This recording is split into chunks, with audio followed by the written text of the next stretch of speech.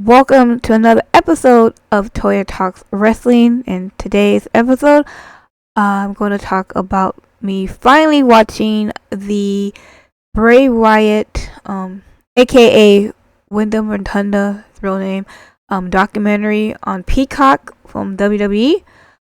Um, it came out on April 1st of this year, which is 2024. Sorry. Um, I I hesitated watching this documentary because, well, one, Bray Wyatt was one of my favorite wrestlers, and two, it was really hard for me to want to watch this and like not automatically just feeling sad and just I don't know if I say depressed, but just I guess sad. Like when I finally watched it, I went in feeling sad. I was already feeling sad. I've been feeling sad since the day he died. Um, maybe I was in a little bit of a denial at some point in time. Um, I feel like if I watched this, this would be like, okay, he's truly gone. It's truly over. You know what I mean? Um, I know that probably sounds silly to some people, but I don't know how to explain that. It's just how I felt. So when I first went in and I pushed play, I was already feeling sad. Really feeling sad, depressed. I'm just like, I need to watch this. I know I needed to watch this, but I'm like, my heart is heavy. My heart was very heavy by the end, and it's like 2 hours and 2 minutes long. By the end, I don't know. I felt happy, relieved.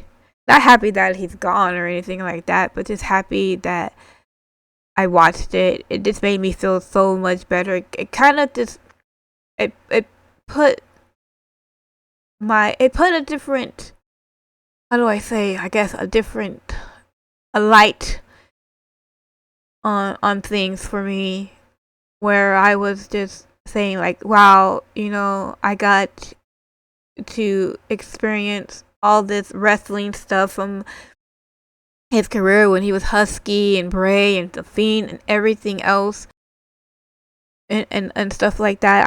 I felt blessed. I felt blessed in that, and I felt better and good. And I was like, wow, I got to experience all that, and I was happy. And I was happy that I got to, live in a Bray Wyatt world. I got to be a Firefly and everything else.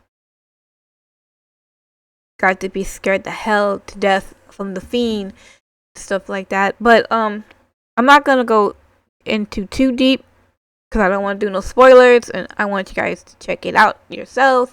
Some good moments where they talk about, you already know that Bray, like, Windham Rotunda was a third generation wrestler. They talked about him playing football and how he struggled with weight and everything else. His moments in WWE, talked about when he got released. I remember when he got released. I was pissed. I was so freaking mad. I think that was like the first time actually, like, me and Tim made a video on WWE releases, because usually we'll just do pay-per-views and like top 10s, but we were so mad we had to make a video. We're like, yeah, we gotta express ourselves. But yeah, we were very angry. And I remember they talked about when he came back and the whole like little rabbit clues and everything else, and I was just so happy and excited, especially after Extreme Rules. When he officially came back, I was like, oh my gosh. I was happy as hell. They have like superstars talk about how creative he was, but like also his creativity was also like kind of really hard to like put it in like a ring, wise as a match wise. It was hard. when he was not working for WWE, I guess he was painting and drawing and stuff like that, and he's a very talented artist. And they talked about like he has like 4 children, 3 girls, 1 boy. He talked about they talked about his mom and how his mom and dad met and everything else. I mean, they went from like every little detail things, and you had his sister talking. I forgot the sister's name, and you had Bo Dallas with his brother, and he was talking about him. They talked about the struggles of losing Luke Harper, um, and he talked about that. I mean, they had like clips of Bray Wyatt, talking, like, doing like promos with Dusty and everything else. And I mean, you saw Dusty, you saw Ray, you saw Luke. It was just like all these people. Just like I was sad, but I was happy because I mean it was done so well. People were talking so beautifully about him and everything else. Talked about last match, which was his first match of that year and his last match of that year. I guess LA Knight was talking about how he how Windham was telling him how his leg was seizing up, and LA Knight was telling him, "Oh, are you alright? Are you okay? Pretty much let's go through the match and see how we can get this match as fast as possible and make you look as good as possible and everything else." Like the match itself, I don't know. I didn't like the match.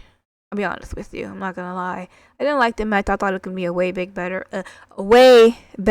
I think both LA Knight and Bray Wyatt did a great job. I just think the whole glow in the dark thing was kind of like lame. But apparently after that, he he wasn't feeling well. Eventually, he got COVID, so he had to be out for a while. During that time, I guess he had a trouble with his heart, and he had to wear like a heart, like a vest thing on his, he had to wear a vest thing to basically, like, I guess, keep his heart in line or something. And I guess, it will go off if it's not on, or if he's dying, if it's not pumping or whatever. He went to JoJo, his fiance, said one day he went to go take a nap on August 24th, 2023. He took a nap like right before, like a little bit before 3 o'clock. Like 1, I think she said like 1, maybe a little bit before 1. He went to go lay down to go take a nap. His vest thing started going off. So, she went to go check on him, told him, hey babe, your thing's going off. Touched his leg and he wasn't moving. She started shaking him. No, I don't think anybody tried to do CPR. I don't know, maybe they didn't know how to do CPR. Ended up calling her mom because the mom was at the house.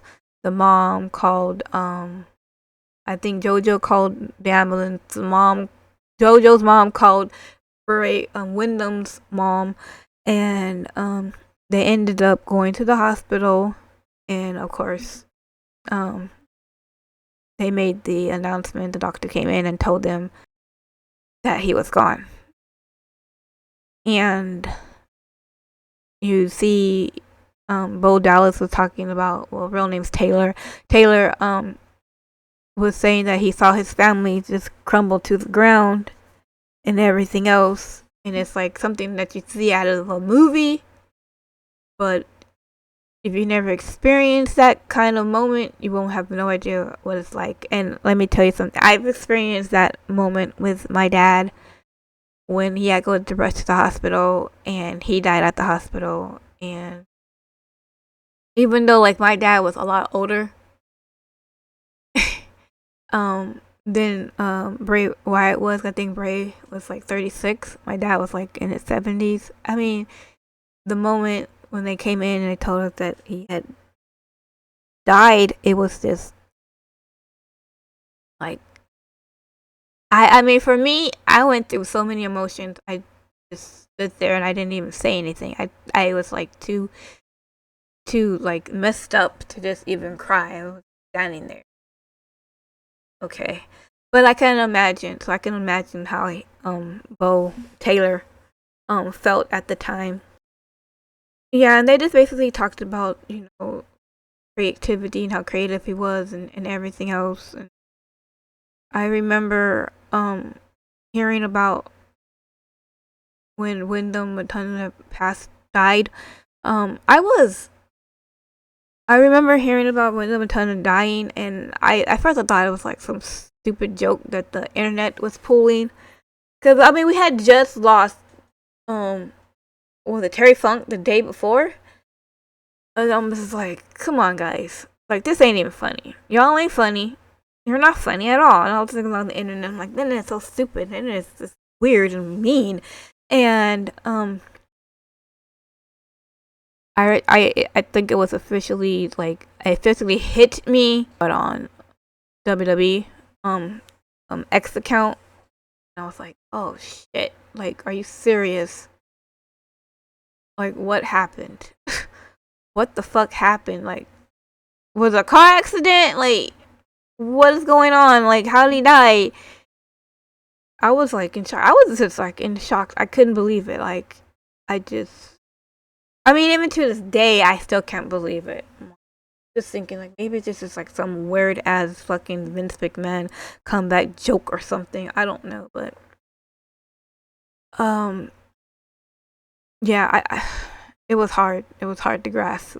But this documentary made it a little bit easier and a little bit better for me to grasp and to um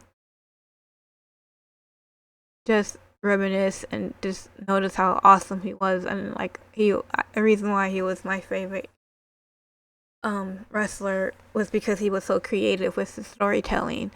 And I mean, as much as I liked him wrestling, the storytelling was like probably my favorite about him. I know people like the Fiend and they like the Fire Funhouse and everything else, but my favorite character of Windham Rotunda will always be the Bray Wyatt with the Swamp Country wearing the Hawaiian shirts and the fedora and the lamp and the freaking rocking chair character. I love that character. That is like my favorite character of all times, and that's always gonna be my number one character.